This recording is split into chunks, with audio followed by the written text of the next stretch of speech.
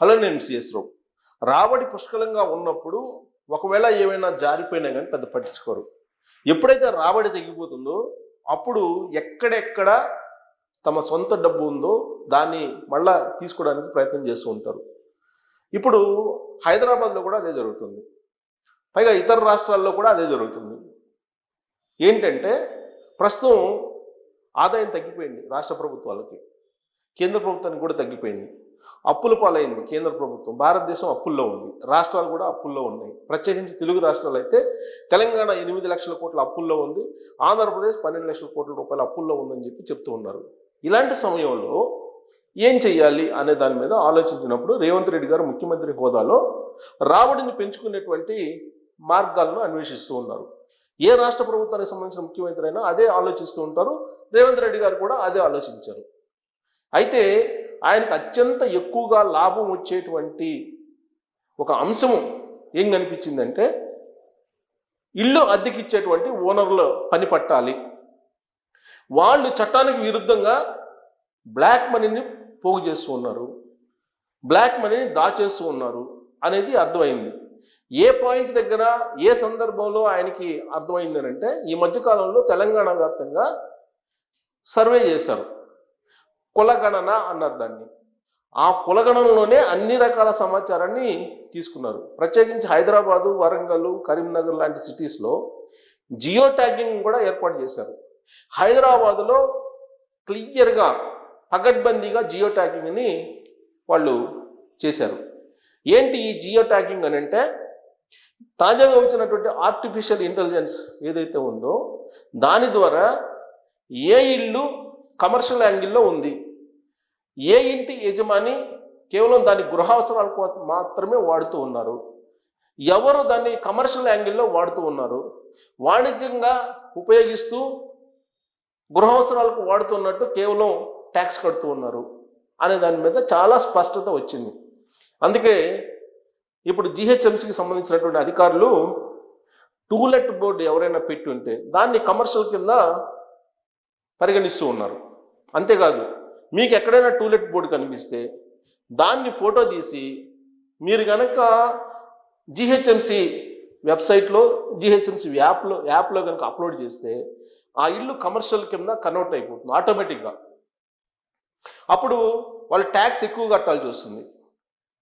వాళ్ళు గృహావసరాలకు ఒక రకంగా ట్యాక్స్ ఉంటుంది, గృహానికి మాత్రమే ఉపయోగిస్తే కనుక దాన్ని మామూలు గృహావసరాల కిందనే పరిగణించి ట్యాక్స్ వేస్తారు.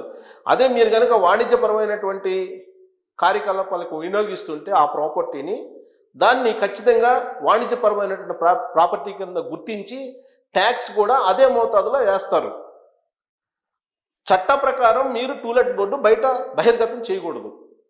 మీ గేటుకి కనుక టూలెట్ బోర్డు వేలాడుతుందా, ఆ ఫోటో కనుక జిహెచ్ఎంసీ యాప్లో కానీ వెబ్సైట్లో కానీ అప్లోడ్ చేస్తే అది కమర్షియల్ కింద తీసేసుకుంటుంది ఆ ప్రాపర్టీని ఆటోమేటిక్గా. అది తాజాగా వచ్చినటువంటి ఆర్టిఫిషియల్ ఇంటెలిజెన్స్లో ఉన్నటువంటి వెసులుబాటు. జిహెచ్ఎంసీ రెవెన్యూ పెంచుకోవడానికి కూడా అది ఉపయోగపడుతుంది, ప్రాపర్టీ ట్యాక్స్ని మరింత పెంచుకునేదానికి కూడా ఉపయోగపడుతుంది. చాలామంది హైదరాబాద్లో ఏం చేస్తున్నారంటే, హైదరాబాద్ లాంటి సిటీస్లో, దేశవ్యాప్తంగా కూడా మెట్రోపాలిటన్ సిటీస్లో చట్టానికి విరుద్ధంగా అద్దెలను వసూలు చేస్తున్నారు. అద్దె చట్టం అనేది ఒకటి ఉంది, దానికి ఒక ట్రిబ్యునల్ ఉంది. ఆ ట్రిబ్యునల్ సమక్షంలో ఇదంతా కూడా ఒకవేళ వివాదాలు వస్తే పరిష్కరించుకోవచ్చు అనేది ఎవరు పట్టించుకోవట్లేదు. అటు అద్దెకిచ్చేటువంటి యజమానులు పట్టించుకోవట్లేదు, ఇటు రెంట్కి తీసుకునేటువంటి టెనెంట్స్ పట్టించుకోవట్లేదు. అందుకే ఇప్పుడు టూలెట్ బోర్డులు ఎవరైనా బయట ప్రదర్శిస్తే ఇమీడియట్గా దాన్ని కమర్షియల్ కింద కన్వర్ట్ చేసి కమర్షియల్ ట్యాక్స్ పంపిస్తున్నారు. కమర్షియల్ యాంగిల్లో ట్యాక్స్ని జమ చేసేసి దాన్ని క్యాలిక్యులేట్ చేసి పంపిస్తూ ఉన్నారు యజమానులకి. అందుకే అద్దెకి ఇచ్చేటప్పుడు అన్ని రకాలుగా ఆలోచించి ఇవ్వాలి అనేది. ఇప్పుడు నేను ఒక ఉదాహరణ చూపిస్తాను. ఒక యజమానికి వచ్చిన ఒక ఇంటికి వాళ్ళు కమర్షియల్ యాంగిల్లో రెంట్లకి ఇచ్చి కమర్షియల్ యాంగిల్లో బ్లాక్ మనీ పోగు చేసుకుంటున్నారు. టూలెట్ బోర్డు బయట ప్రదర్శించారు. అందుకే వాళ్ళకి ఏ విధంగా ట్యాక్స్ వేశారో నేను మీకు ఉదాహరణ చూపిస్తాను. ఇక్కడ మనకి చూడండి, let's pay the taxes and make Hyderabad a global city. Global సిటీగా హైదరాబాద్ని తయారు చేయాలంటే మీరు ట్యాక్స్ పే చేయండి. Greater Hyderabad municipal corporation property tax demand bill 24/25 issued under section 2661 of the GHMC Act 1955. ఇక్కడ చూడండి, ఇక్కడ సర్కిల్ నెంబరు అండ్ ఖైరతాబాద్ ఇచ్చారు, డోకెట్ నెంబర్ అని ఇచ్చారు. ఇక్కడ దొండపాటి రవిచంద్ర ఆయన ఫోన్ నెంబర్ అవన్నీ ఇచ్చారు. ఇక్కడ locality name Erram Manzil, plinth area 1770, building usage, property tax demand for the year 24/25. ఇక్కడ చూడండి, current property tax 70,194, current interest 2,808, arrears 1,30,704, interest on arrears 45,310 రూపాయలు, టోటల్ 2,46,208 రూపాయలు అడ్జస్ట్మెంట్ అమౌంట్. నెట్ టోటల్ వచ్చేసి 2,49,016 రూపాయలు.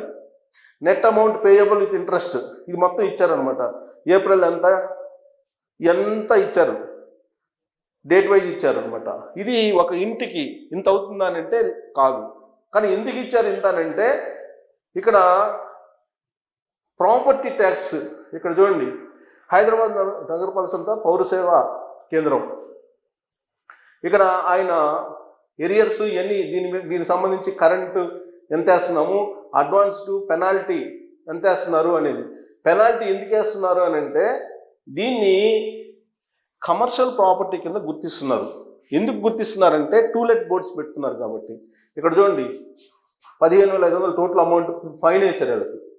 సో కాబట్టి ఇది గమనించాలి, మీరు గమనించాలి. అద్దెకిచ్చేటప్పుడు, మీరు ఇళ్ళకి అద్దెకిచ్చేటప్పుడు అద్దె చట్టం అనేది ఒకటి ఉంది. చట్టాన్ని మనం గౌరవించాలి కదా, చట్టానికి అనుగుణంగా మనం నడుచుకోవాలి కదా.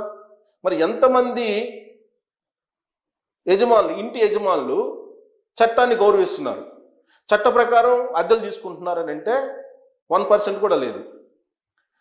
అందువల్ల నష్టం భారీగా జరుగుతుంది ప్రభుత్వానికి, ప్లస్ బ్లాక్ మనీ పోగొడుతుంది ఇంటి యజమానుల దగ్గర. వాళ్ళు ప్రాపర్టీ ట్యాక్స్ ఏమో తక్కువ కడుతున్నారు, ఎందుకు, ఇళ్ళ అవసరాల కోసం ఇల్లు నిర్మించుకుంటున్నాం అని చెప్పి.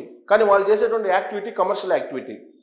ఈ కమర్షియల్ యాక్టివిటీ చేస్తున్నారు కాబట్టి దాని కమర్షియల్ యాక్టివిటీ కింద పరిగణించి ట్యాక్సెస్, కమర్షియల్ ట్యాక్సెస్ వేస్తున్నారు. కమర్షియల్ వాణిజ్యపరమైనటువంటి ప్రాపర్టీ కింద గుర్తించి ఆ ప్రాపర్టీకి కమర్షియల్ ట్యాక్స్ వేయటానికి ఇప్పుడు జిహెచ్ఎంసీ సిద్ధపడింది. పెనాల్టీ వేస్తుంది అలాంటి వాళ్ళకి. యాక్చువల్గా మీరు చట్టం ప్రకారం అయితే మీరు ఎంఓఏ కుదుర్చుకోవాలి. ఆ ఎంఓఏలో మీరు రెంట్ ఎంత అనేది మెన్షన్ చేయాలి. ఆ రెంట్కి సంబంధించి అడ్వాన్స్ ఎంత తీసుకుంటున్నారు, 2 నెలలకు మించి అడ్వాన్స్ తీసుకోకూడదు. 2 నెలలు అడ్వాన్స్ ప్లస్ అక్కడ ఉండేటువంటి ప్లింత్ ఏరియా రేటు కూడా ఫిక్స్ చేసి ఉంటుంది, అంతకన్నా ఎక్కువ వసూలు చేయకూడదు మీరు. అయితే ఆ రేటుకి ఎవరు ఇవ్వట్లేదు, ఎందుకంటే డిమాండ్ ఎక్కువగా ఉంది టూలెట్ అంటే అద్దె ఇళ్ళకి.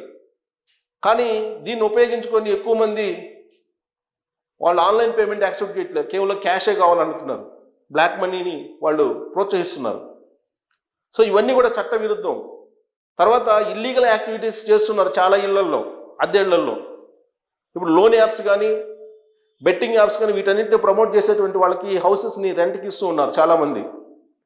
తర్వాత డ్రగ్స్ అమ్మేటువంటి వాళ్ళు, గంజాయి అమ్మేటువంటి వాళ్ళు, ఇతర రాష్ట్రాల నుంచి వచ్చేటువంటి వాళ్ళకి రెంట్ ఎక్కువ వస్తుంది కదా అని చెప్పేసి ఇస్తున్నారు ఫ్లాట్స్ అద్దెకి.